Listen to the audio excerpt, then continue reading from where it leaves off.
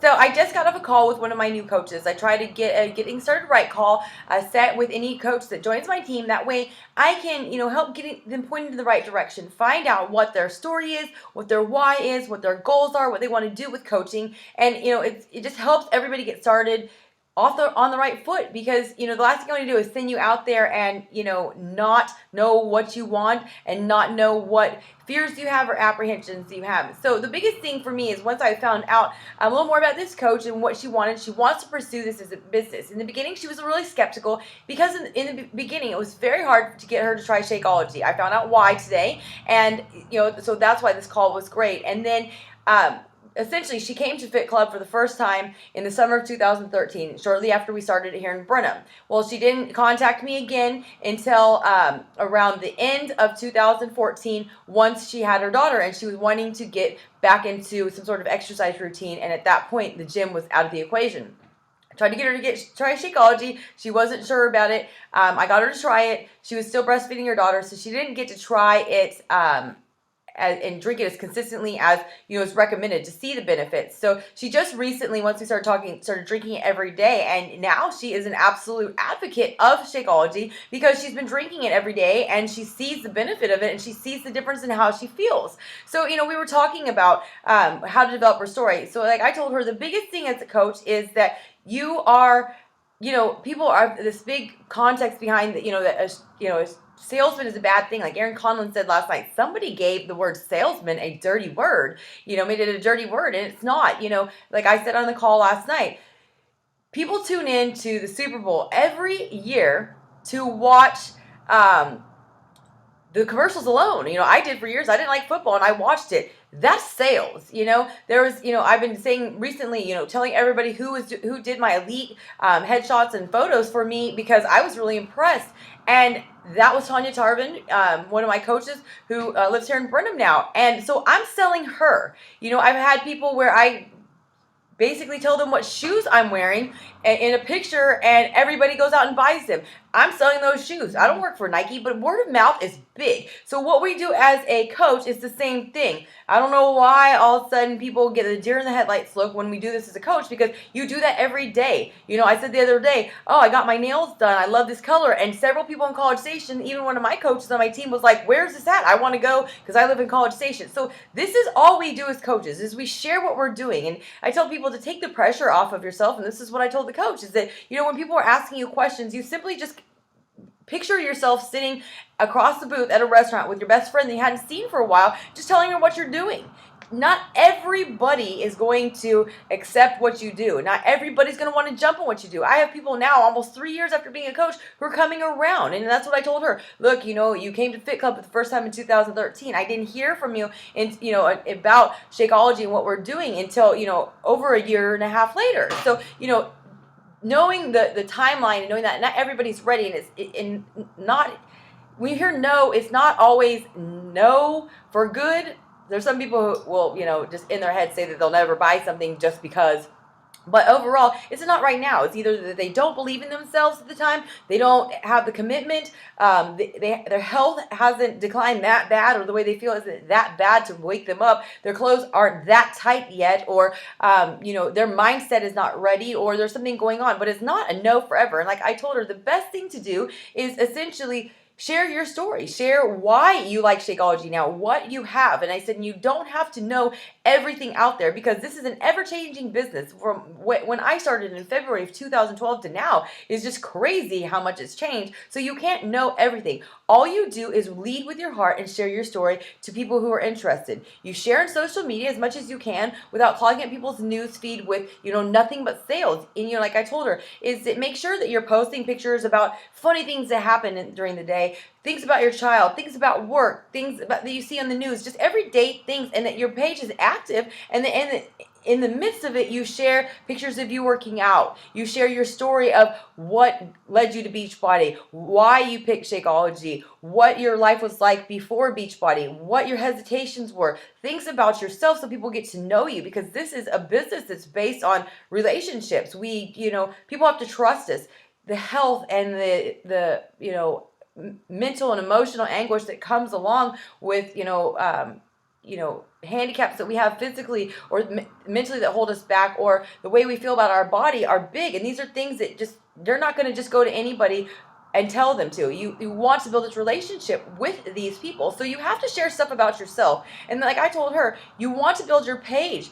If you're running your business off of social media, or if you're trying to expand, your ability to help people through social media, you're going to have to, share enough information here and there and make it where your page is happy and positive. I have people all the time who say, when I'm having a bad day, I go to your page because you share a funny video about Rebel or something funny that happened in your just everyday life that you used to think was, boring. And there's something that's positive. I feel bad about myself, and then I go to your page and you give me hope that I can do something and that I am important because of what you've went through and the things that you shared that you learned. So the thing is, make sure that your page and your environment that you're in is happy. Make sure that when people come to your page, they want to come back. Make sure that they learn something or they feel good, because I think we all know you gravitate towards people or environments that are fun or make you feel happy. You don't go to somebody's page who's always complaining and and like I always say, when you post pictures of you working out, the last thing you want to do is have no smile on your face or look like you're dying or look like you're miserable. Because to me, if you see this picture of somebody going like, ugh, and not even a dramatic, because there's funny pictures out there, people are sweating, but if you have this picture where you look like you're in pain and you look like you're having the worst time of your life, nobody's going to say, oh, sign me up with that program. I want to look like that and feel like that at the end of my workout. You can make it fun. You can show the sweat. You can show the oh my God, I'm dying, because I'm pretty sure that when I start in Sandy Max 30, my pictures aren't going to be like, hey, smiling, but you can make it where it doesn't look like torturous and that people actually want to come to it. And so, the biggest thing is to make sure that you basically share your story and you invite people to come to your page. And so the biggest thing is like sharing motivational quotes, sharing little videos, sharing free workouts, from Autumn, so people get acquainted with the trainer and things like that. Make sure that you share your story and invite people.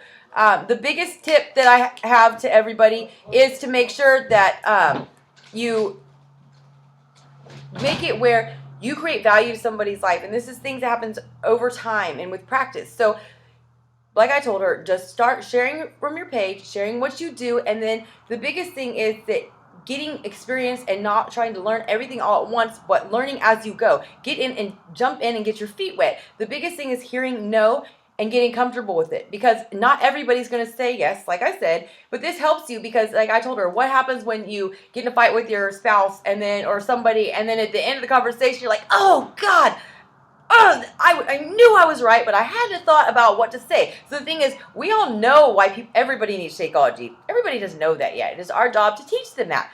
So make sure that you're asking enough and you're hearing no enough. So then at the end, when you walk away, you can be like, okay, well, that's another reason why somebody said no. They're wrong.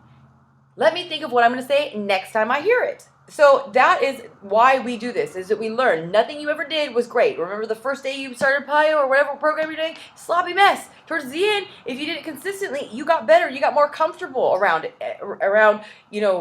people working out in front of them. Whereas in the beginning, you didn't know what you're doing. Same thing with coaching. It's very, unnerving in the beginning. And now it's like, I know exactly what to say. So make sure you're doing that. And to make sure, like I told her, is that when you're talking to people, that you realize that if they say no, they may come around later, or they may meet somebody 2 weeks later that needs what you just told them they needed.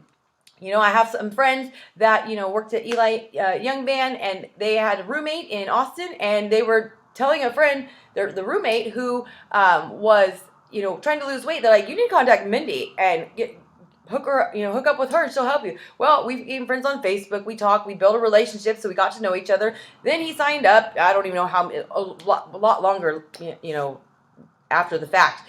And then, he signed up for the discount. He's like, well, I'm going to drink Shakeology for at least 2 months and I'll do PiYo. Well, now he's been with me for, over 6 months, and he has customers of his own. So just remember that, those people in the beginning who are not interested, they may know somebody who is interested, who may be somebody who you can help save their life. And like I told her too, when you're sharing stuff on social media, just understand that not everybody is going to be motivated into by what you're motivated or by your story, but they're watching you. Other people are watching you. And so make sure you know your audience. Like I told her audience is people who worked out on their own, and then they had a child and wanted to get back started. Her audience is somebody with a small child who wants to get their body back. Her audience is somebody who's always been skinny, but knows the benefit of exercise is not just to lose weight.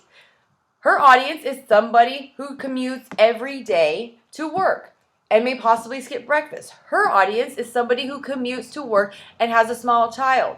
Her audience is a new mom or just a mom in general who works full time and wants to create an extra income from home. Her audience is somebody who is married and her husband works out of town. We're in Texas. We're in the South. We have oil field. That opens up your audience big time. Her audience is, very wide when you think about that. And so what I told her is make sure that what you're sharing is going to that audience instead of just everybody. And it's not about sales, but it's geared around, like I told her, you could post and be like, hey, everybody, just try Shakeology. Oh, here's my profile picture of Shakeology. You need Shakeology in case you miss breakfast. But then, you can say basically the same thing that is more inviting and causes people to be receptive by saying something like, I have been, skipping breakfast for so long because I'm out the door at like 5 o'clock in the morning after going to bed at 7 to get up to do my workout. And I'm doing all this stuff and I was so hungry. I was, overeating whenever I went to lunch. And now I've just found something that makes me feel energized and it makes me feel satisfied. And I don't have to miss any meals. And I am more, energized when I come home to my child. Does anybody relate? That intrigues people. That makes them want to ask questions. That makes them think, oh God, I feel the same way. That makes them relate to you. So make sure that you're gearing things. You can say the same exact thing in a nice little package that makes people say, let me open it and I want some of that. And there's other things where people is like in your face and they don't want anything to do with you. They don't want to hear it and they're going to say, I'm never going to do that. So make sure that the way you deliver it is great. And like I told her, is share your story. Share your story. If you only have one person that goes to you, because I hear that all the time, like only one person will come to me. Well, then that one person is the person that you put all your energy into, because when you do that, then they're a testimony to the products. They become a product of the product if you help them reach their goals. They become a testimony to your reputation as a coach, that you are in fact going to help them and you are in fact going to not abandon them and you are in fact caring and that you do want them to reach their overall goal, whatever it is. And then when they have their transformation and they get their results, guess what? Their story and their results may be totally different than your story. And you may be allowed to share it anonymously or with their permission and share it with other people. When you do that, you have a new testimony that may be different than yours that will draw other people who said no because they weren't motivated in the results you got. So make sure you do all these things. And above all, like I told her, is that she goes to bed at 7:30 every night because she wants to be sure that she's up in the morning so she can pump. She can do her workouts, she can pack her food, she can get her daughter ready, off to daycare, and to her work where she drives, 45 minutes or about an hour away. So she is not able to get on my weekly calls on Wednesday night that I do for my team. She is working on Monday, so she's not able to get on the National Wake Up Call when it is live at 10 a.m. Central Standard Time. So you know what she does? I actually suggested it, and she did it. So it just tells me that you can be coachable, and you can, be part of all this stuff. It just doesn't, it can be around your time no matter how busy you are or what your schedule is. So she drives to work every Thursday morning, and she puts in the little auxiliary cord, and a lot of cars have Bluetooth now, but she plugs that in, and guess what? She listens to my team call from the night before.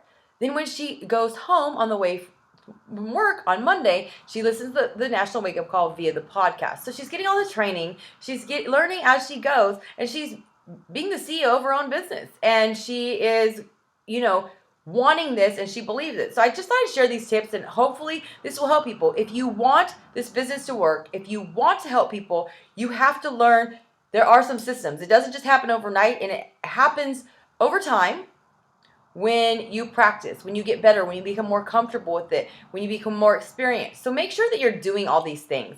So I hope these tips help any new coaches out there.